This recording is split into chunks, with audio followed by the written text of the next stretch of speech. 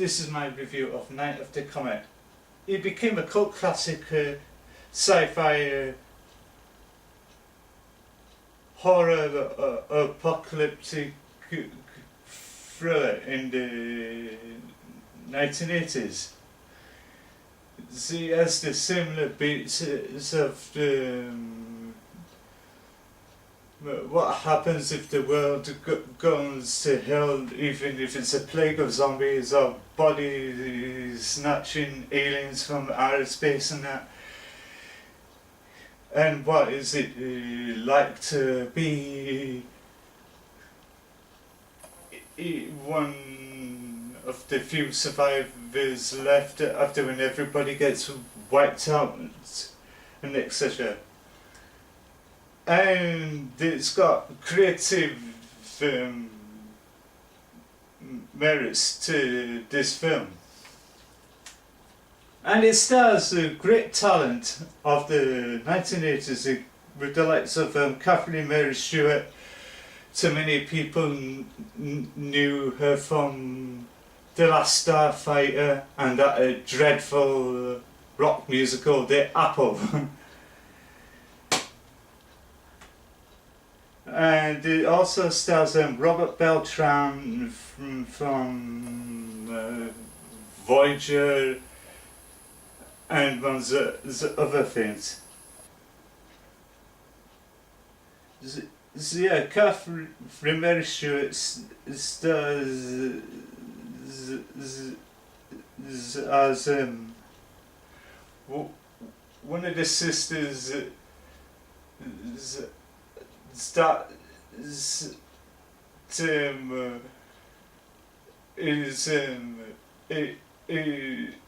managed to survive the wipeout along with her sister and a couple of other people. They struggled to terms what is it been like to be the lost soul survivors on Earth for when most of the percent of the world went the way of the dinosaurs, extinct, and everything else. And yeah, it was great aspectivity of that. It's up par next to other cult classics of the 80s, like The Return of the Living Dead, Day of the Dead, and in the 70s George A. Romero's Dawn of the Dead, and etc., which all fits into that neat subcategories and that. Yeah, to say they come up with this 2-disc presentation which lovingly distributed by Arrow Video. On this disc the audio commentaries usually by cast and crew of the film. Valley Girls at the End of the World. Yeah, it's a documentary with Catherine Mary Stewart and one of the other actresses in that. The Last Man on Earth, another documentary vignette in End of the World Blues, Curse of the Comet, and a theatrical trailer, which is used to promote and sell the film and etc. Yeah, it's a great film. I was amazed when the first time I seen it, and all the creativity and the writing and the casting choices and that. They went into this film. He had all the key elements: character design, costume design, set design, and the narrative that most films fail to lack in quality of today. that's why they constantly bomb out the cinema and not making enough money. To say the studios don't have the care and the attention that goes into making films, it's all rush, and all that, like to sell the toys handed to the lowest common denominations and demographic and that. But at the time, when the films like Night of the Comet, it was lovingly taken with great care, and that to say that many films in the early 80s struggled to make an impact due to the rise of E.T., which kids and sci-fi fans used to flock to the most, and that's why films at the time like Blade Runner failed to maintain the audience due to the fact the film got dropped from theatres in order to be shown at late night special screenings, because everybody was flocking to see E.T. no matter what film, no matter what category it is, if it's sci-fi, horror, drama, and that, nothing can compete with the brilliance and essence and the creative script writing of E.T. did. That still melts the hearts of many today, and it was finding it very hard to create that same essence of brilliance. E.T. once had. It was like Jurassic Park in the 1990s. Jurassic Park was the E.T. of the 90s. No matter what film it went against, Jurassic Park, like E.T., was creating a tidal wave, a cosmic storm,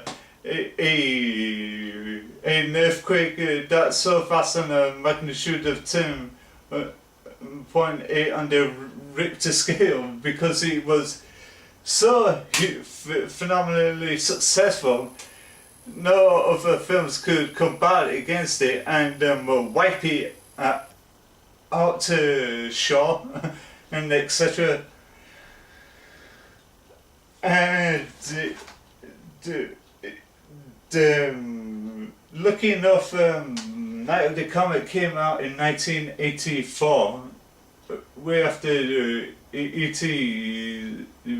finally distinguished its dominance at the cinema, which Night of the Comet had to go against films like Ghostbusters and The Terminator and that, which was very tough to compete with this low budget sci-fi horror end of the world apocalyptic thriller with a ultra violent sci-fi film and supernatural comedy in that. It was very tough that the Night of the Comet went against that at the time. Due to the fact, it was a moderate success, but not on the same par as other sci-fi horrors, end of the world thrillers before that, like Ridley Scott Aliens and its sequel by James Cameron. That came out 2 years later after, when he did The Terminator, and that, which all became cultural successes of the time. They all became cult classics, and that everybody was flocking to these conventions to meet and greet the stars and to share their love and memories of the times they grew up on watching the films. which they still marred and love today with the world of the internet and the physical digital media, and which they can get their hands on these and etc. Yeah, the film had the great creative flow. It was so organically unique of its time. It was not trying to imitate other films in that category that was made at the time or in the past. It was trying to invent itself as a total different aspects of what will be like to be the last remaining survivors through the apocalypse. And that's where games like The Last of Us and that became an inspiration from cultural phenomenons from games like this whole zombie style survival sci-fi horror. Likewise, other films was inspired from other novelizations and that, yeah, and yeah, it was appealing that I came across the Night of the Comet and watched it the first time. I thought, wow, this is a great film, and I love it. I love the art. I love the performance from all the actors in the film, including from Catherine Mary Stewart and Robert Beltran, who was excellent in Voyager, and many others and that. And it's one of those films that was venture at any time. It doesn't have to be during through Halloween, and that you can watch it at any time and relive the nostalgia and connect to one of the characters and that and the whole style and creation of it. But I love the Catherine Mary Stewart outfit, which is a t-shirt, not a t-shirt, sweater tucked into a pair of the skin tight jeans with a pair of boots. That makes it look all retro, and that was the common stylistic approach that many teens had in the 1980s, with the big hair and the whole attitude and everything that goes with the complete package, and that, which was imitated through the films in the 1980s, and that new wave of rebelliousness and all that lot. And the music itself in the film is great. It's not memorable as the Thing or Halloween or Return of the Living Dead or the Terminator or a couple of other iconic films, including Blade Runner, that had that melodic synthesized music and that. But yeah, the film was great of its time. It still holds its own today, and it's still highly recommendable. Like with all our video releases, it comes with a flip-sided sleeve and that, which can flip it over to which side you prefer in that. And it comes with 2 discs and a linear notes booklet about the making of the film, and so much of stuff in between,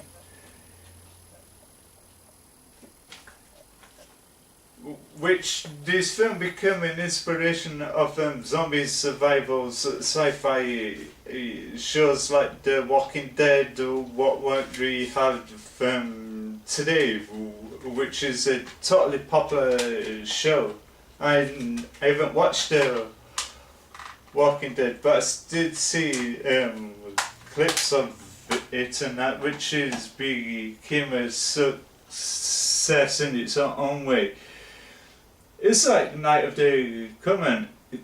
It's a successful film in its own right, and etc.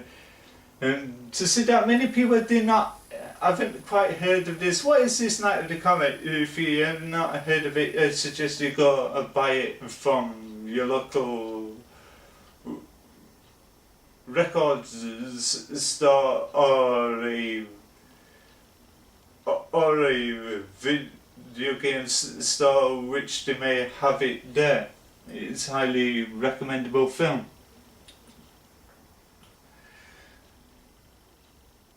Let's see, it was the best from Catherine Mary Stewart. She did really excel and redeem herself this time from the dismal performance in the Apple, which was not very good, but this tried to demonstrate how good of an actress she is. But sadly not many studios took a shine to her at the time, which is she's pity. Which she could have gone on to do a lot bigger projects, and that instead of being in these low budget productions and that, which I find it's totally shame to say. She had potential and that. I'm sure she would have been a fine contender to play Ripley in Aliens if Sigourney Weaver didn't want to play the role anymore, but that never came to be.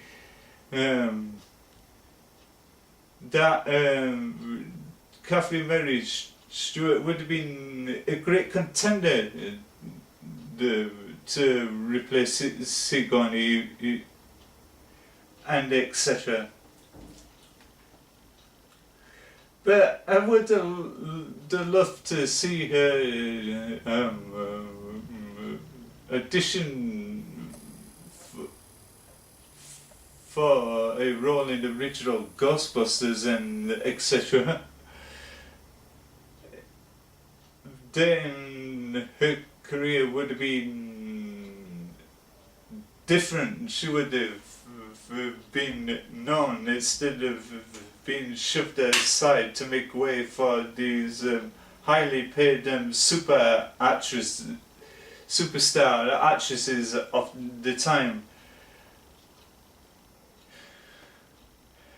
And Night of the Comet is a great film. I suggest that anybody watch it and venture it. I'm sure it's occasionally on special screenings across America, which they did one year, which they had the actress in attendance doing a Q&A session, then introducing the film. But to say it wasn't day, but travelling to America is stretching out my budget.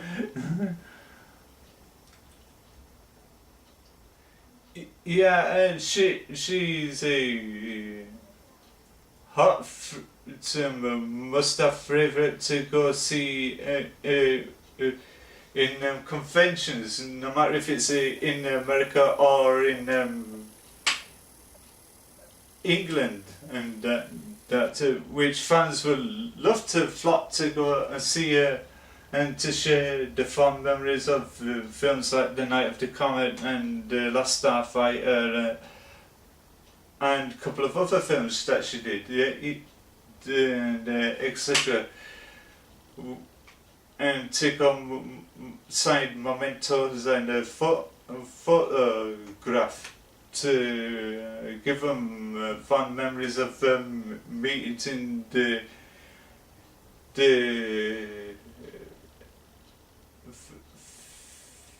phenomenon actress and that,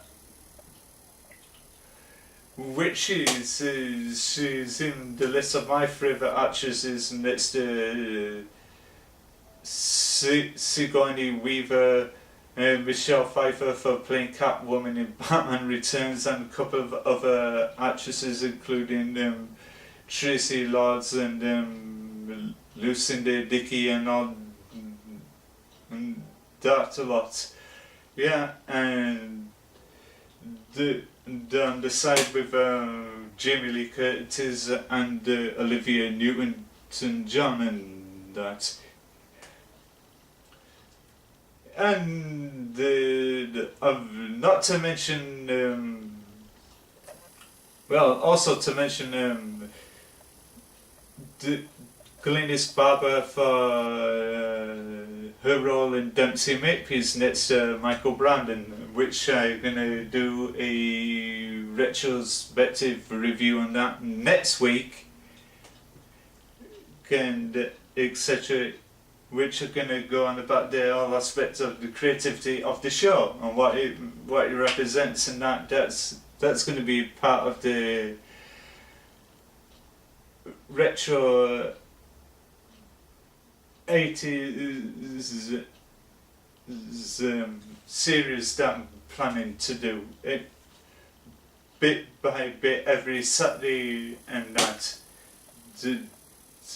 which is going to be great and something different. Yeah, and Night of the Comet is a pleasure to many, and that, and etc.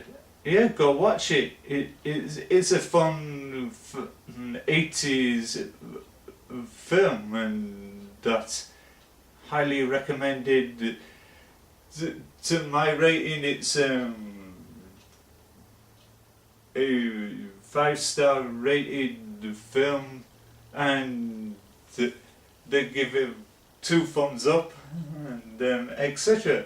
Yeah, and that's all I can say about it. Go buy it, or if it's on Netflix or Redbox, rent it out, watch it and give it a go, and you're gonna be in for a fun time. Until then, this is me, Frankie Smales, for this review on Night of the Comet. Thanks for watching, and don't forget to comment, to like and subscribe on YouTube. Also follow me on Facebook and Twitter at Frankie Smales, and then you can also check me out on Video Bash, my Smales TV channel name, and I'm also on Daily Motion. And thank you for watching, and have a great day.